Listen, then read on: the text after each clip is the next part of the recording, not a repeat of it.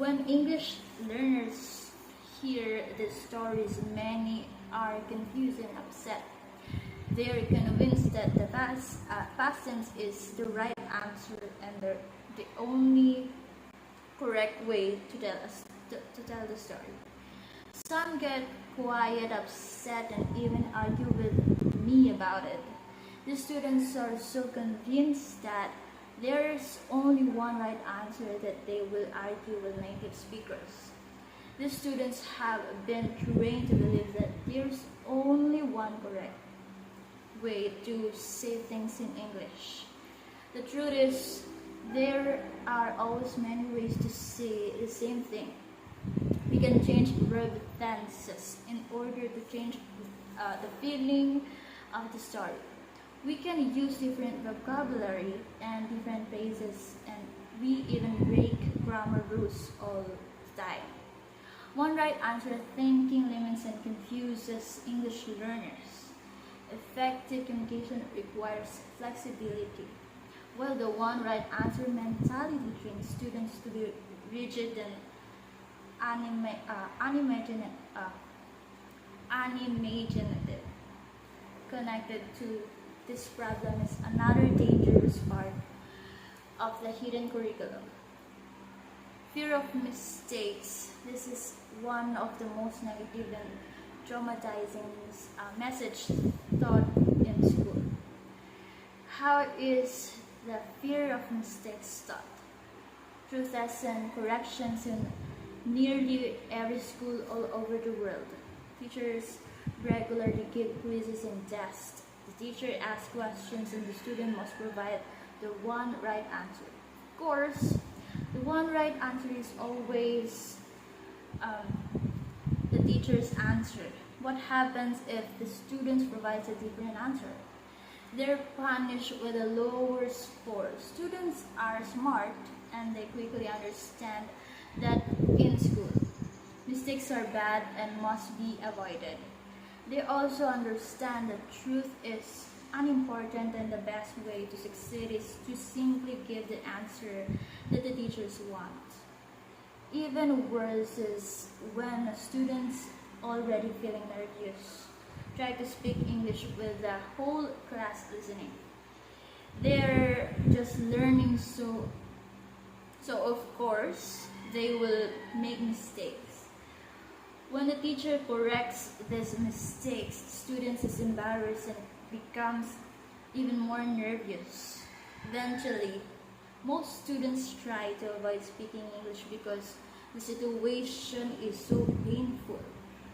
By pointing out and correcting mistakes, school punish risk-taking. Little by little, they train students to avoid risk and avoid doing anything they can't do perfectly. Yet, there's no perfection with English speaking. Even native speakers make mistakes. We make grammar mistakes. We mispronounce words. We forget vocabulary words. It doesn't matter because we're focused on communicating, not on tests and grades. Of course, the fear of mistakes goes far beyond English class.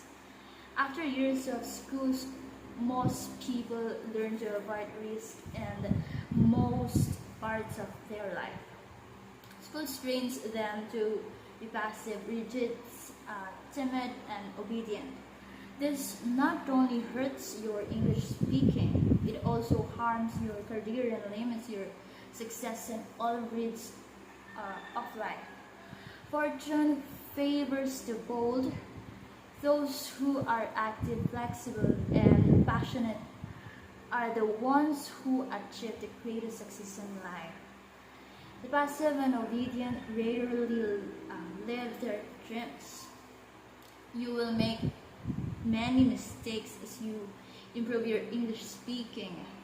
There's no need to be upset by this. The truth is, most native speakers don't care.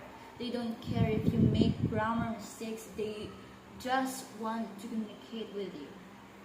They want to share thoughts, ideas, and feelings They want to communicate with you as a human being, not as an English student to communicate effectively. You must forget the idea of perfection and learn to be flexible. The dirty secret of English teaching, if the hidden curriculum is so bad, why do schools and teachers continue to follow it?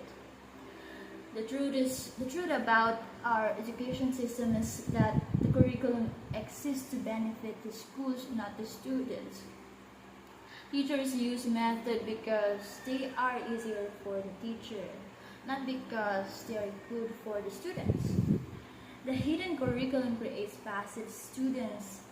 It creates obedient students. Passive and obedient students are easier to control, making life easier for teachers and school administration. Textbooks, for example, make the teacher's job much easier. By using a textbook, the teacher doesn't have to plan new lessons for every class. Planning lessons is hard work, and a textbook makes it much easier.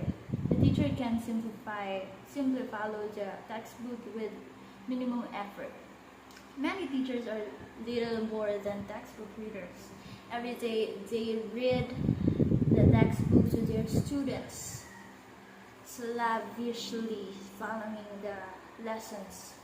In my opinion, they can barely be called teachers at all.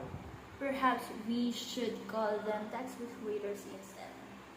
Another benefit of textbooks for the schools is that they standardize learning. By using a textbook, the schools ensures that every English class is learning exactly the same thing. Schools officials like this because it makes testing and ranking students easier. Schools are like factories. The bosses want to